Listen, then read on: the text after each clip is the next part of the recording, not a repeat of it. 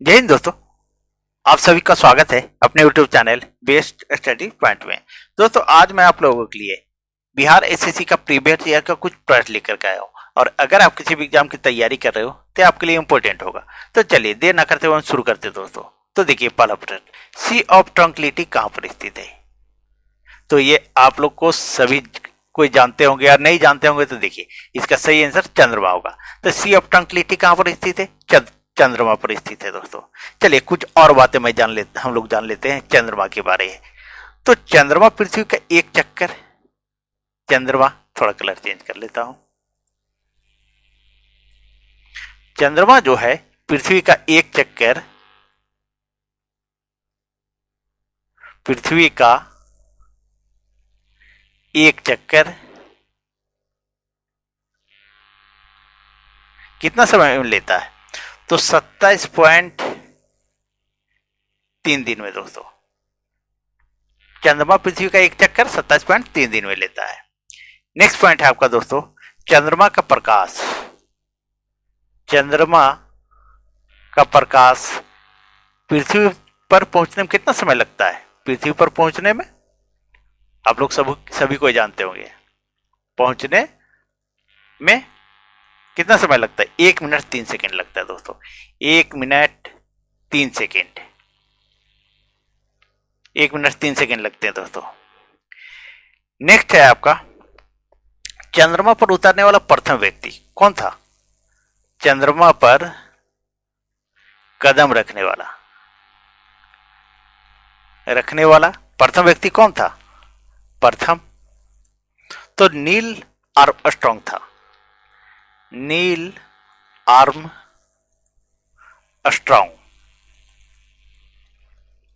था दोस्तों। आप लोग सभी को जानते होंगे इस चीज को।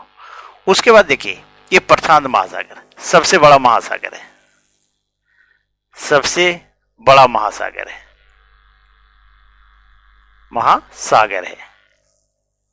सूर्य जो है, सूर्य का प्रकाश पृथ्वी पर पहुंचने में कितना समय लगता है? सूर्य का प्रकाश, तो सूर्य का प्रकाश जो है पृथ्वी तक पहुंचने में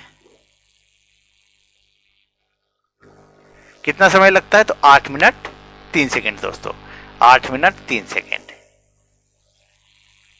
चलिए आगे बढ़ते हैं और नेक्स्ट प्रश्न एक हमेशा आप पूछता है दोस्तों, सबसे छोटा उपग्रह पूछता है। तो सबसे छोटा उपग्रह मैं आप लोगों को बताता हूं।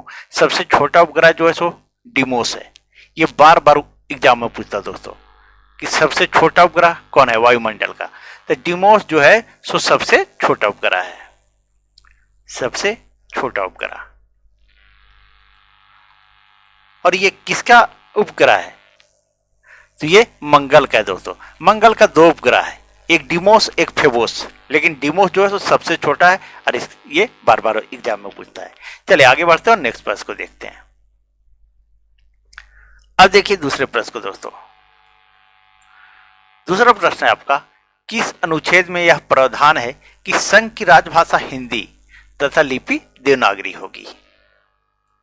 तो इसका सही आंसर हो जाएगा आपका 343 का ए। 1 मिनट दोस्तों, 243 343 तो है ही नहीं। 1 मिनट, इसको चलिए इसको बना देते हैं 343। 343 के 1 में दोस्तों। तो किस संघ की राजभाषा हिंदी तथा लिपि देवनागरी होगी या अनुच्छेद 343 के 1 में है। अब कुछ उसके बाद देखिए ये जो है अनुच्छेद 280 में वित्त आयोग का गठन का प्रावधान है। वित्त आयोग का गठन का प्रावधान है।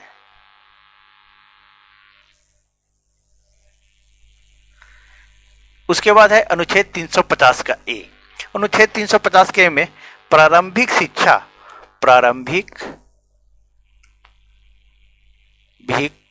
शिक्षा जो है मातृभाषा में दिए जाने का प्रावधान है। प्रारंभिक शिक्षा मातृभाषा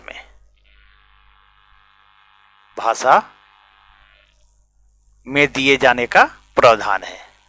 ठीक है। नेक्स्ट है अनुच्छेद 324। तो अनुच्छेद 324 में निर्वाचन आयोग की स्थापना, निर्वाचन आयोग की स्थापना का प्रावधान है,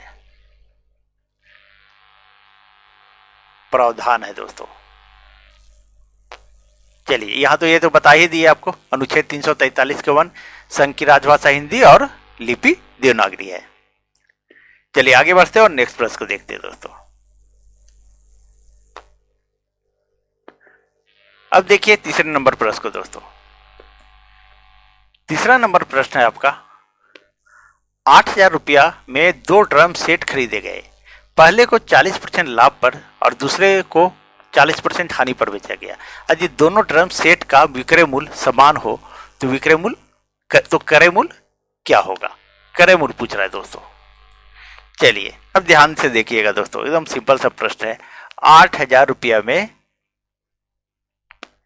खरीदा गया, 8,000 रुपया में 2 ड्रम खरीदे गए, 2 ड्रम खरीदे गए, ठीक है, एक को 40% लाभ पर।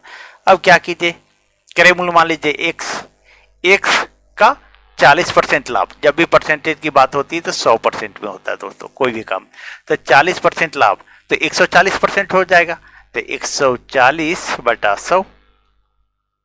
दूसरा जो है दोस्तों ये बोल रहा है कि दूसरे को 40% हानि पर बेची गई, तो इसको y मान लीजिए, हानि पर बेची गई, हानि 40% हानि तो 100 था तो 40 घटा दीजिए, यानी ये आ जाएगा 60%, ठीक है, तो ये 60% आ जाएगा, ठीक है, बटा में 100।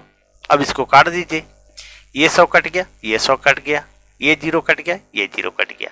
अब 2 सते 14 और 2 तिया 6 आया, ठीक है, तो x गुने 7 बराबर y गुने 3, तो x बराबर 3 आया और y बराबर 7 आया दोस्तों। तो x और y, तो x का मान आ गया 3 और y का मान आ गया 7, ठीक है, x और ये अगर इन दोनों को जोड़ दीजिएगा तो कितना आ जाएगा? 10 आ जाएगा दोस्तों। अब देखिए यहां पर ध्यान दीजिएगा, अब 10 बराबर 180, 180 सॉरी 10 बराबर 8,000 दोस्तों, 180 हम बोल दिए, इसके लिए सॉरी। 10 बराबर 8,000, तो 1 बराबर तो ये काट दीजिए, ये 0 कट जाएगा तो 800 हो जाएगा, ठीक है। अब पूछ रहा है कि दोनों ड्रम सेट का विक्रय मूल्य समान हो तो उसका क्रय मूल्य आपको निकालना है। क्रय मूल्य क्या होगा? अब क्रय मूल्य हम माने थे x माने थे, x और y माने थे दोस्तों, ठीक है, तो x बराबर x का मान यहां 3 है, तो 3 गुने 800 बराबर 2400, और फिर जो है y बराबर 7 माने थे, तो y बराबर तो 7 गुने 800 बराबर 8 सते 5600, कितना आएगा? 5600। तो एक का आ गया आंसर, थोड़ा कलर चेंज करते दोस्तों ताकि यहां पर आप लोग को दिक्कत नहीं हो समझने में। तो एक का आंसर आया 2400, कितना आया? तो 2400, और दूसरे का 5600, तही आपका आंसर हो गया दोस्तों। तो सही आंसर आपका क्या हुआ? तो सही आंसर आपका हो गया 2400 और 5600, यानी ये बी नंबर हुआ दोस्तों। चलिए आगे बढ़ते हैं और नेक्स्ट प्रश्न को देखते हैं। अब देखिए चौथे नंबर प्रश्न दोस्तों। चौथा नंबर प्रश्न पूछ रहा है 10 भुजाओं वाले एक बहुभुज के प्रत्येक अंतःकोण का योग कितना होगा? अब 10 भुजाओं वाले की बात हो गया दोस्तों, ठीक है, लेकिन टेंशन लेने की जरूरत नहीं है। इसका एक फॉर्मूला दोस्तों, प्रत्येक अंतःकोण पूछ रहा है, क्या? प्रत्येक अंतःकोण, अंतःकोण नहीं, प्रत्येक अंतःकोण। तो प्रत्येक अंतःकोण बराबर प्रत्येक अंतःकोण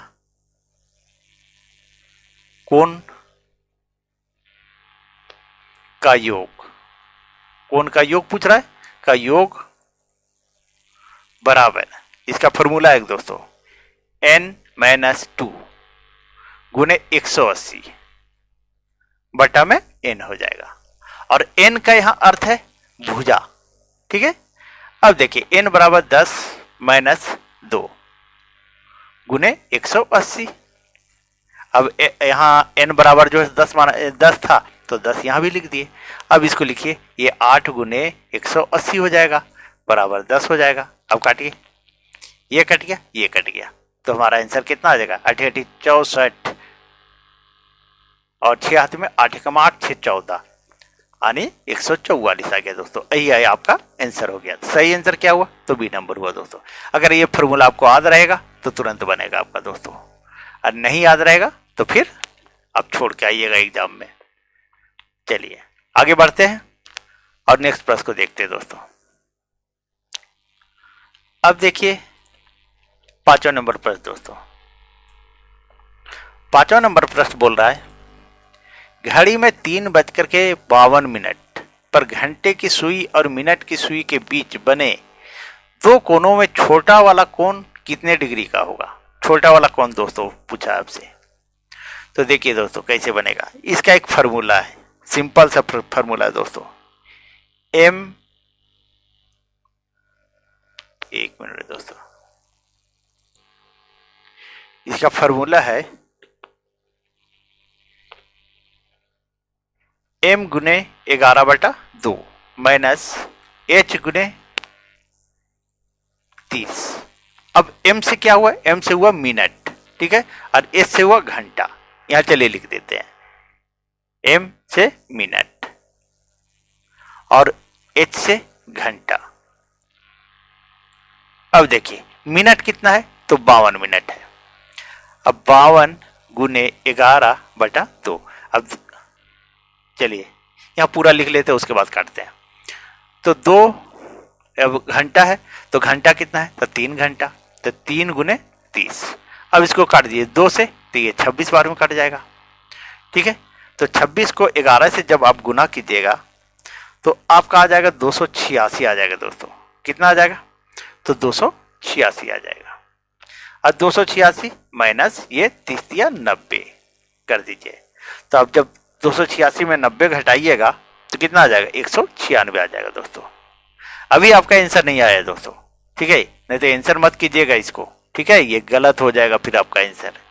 अब पूछ रहा है कि दो कोनों में छोटा कोण, छोटा वाला कोण कितने डिग्री का होगा? तो अब क्या करेंगे? सो देखिए छोटा कोण बराबर छोटा कोण बराबर, यहां क्या करेंगे? 360 डिग्री होता है घड़ी का, अगर पूरा लीजिएगा एक वृत्त बनता है तो वो 360 डिग्री का होता है। 360 में 196 घटा दीजिए तो आपका आ जाएगा 164 डिग्री। कितना आएगा? 164 डिग्री। यही आपका आंसर हो जाएगा। तो सही आंसर क्या होगा दोस्तों? तो सी नंबर होगा। चलिए आगे बढ़ते हैं और नेक्स्ट प्रश्न को देखते हैं दोस्तों। अब देखिए 6ठे नंबर प्रश्न दोस्तों।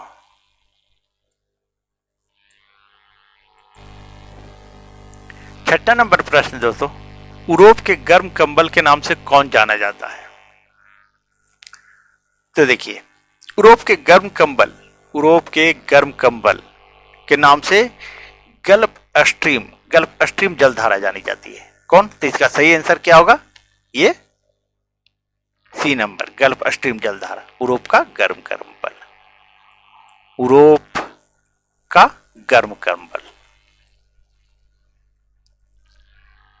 ठीक है। चलिए ये समझ में आ गया। उसके बाद है फिनलैंड दोस्तों। फिनलैंड जो है इसे झीलों का देश क्या कहते हैं? क्या कहते हैं? तो झीलों का देश कहते हैं। नेक्स्ट है स्विट्जरलैंड दोस्तों। और गल्फ स्ट्रीम जो है यह एक गर्म जलधारा है दोस्तों, इसको हम लिखते रहे, गर्म जलधारा। पूछता है दोस्तों कौन ठंडी जलधारा है और कौन गर्म जलधारा है, ठीक है, जिसको आप लोग ध्यान में रखिएगा। स्विट्जरलैंड को यूरोप का खेल का मैदान कहते हैं। यूरोप का खेल का मैदान कहते हैं, खेल का मैदान कहते हैं। उसके बाद है फ्रांस को शुरू, यहां तो फ्रांस है नहीं लेकिन बता दे रहा हूं मैं, ठीक है, ये फ्रांस को सुंदरियों का देश कहते हैं। फ्रांस सूरा सुंदरियों का देश। सुंदरियों सुंदरियों, एक मिनट।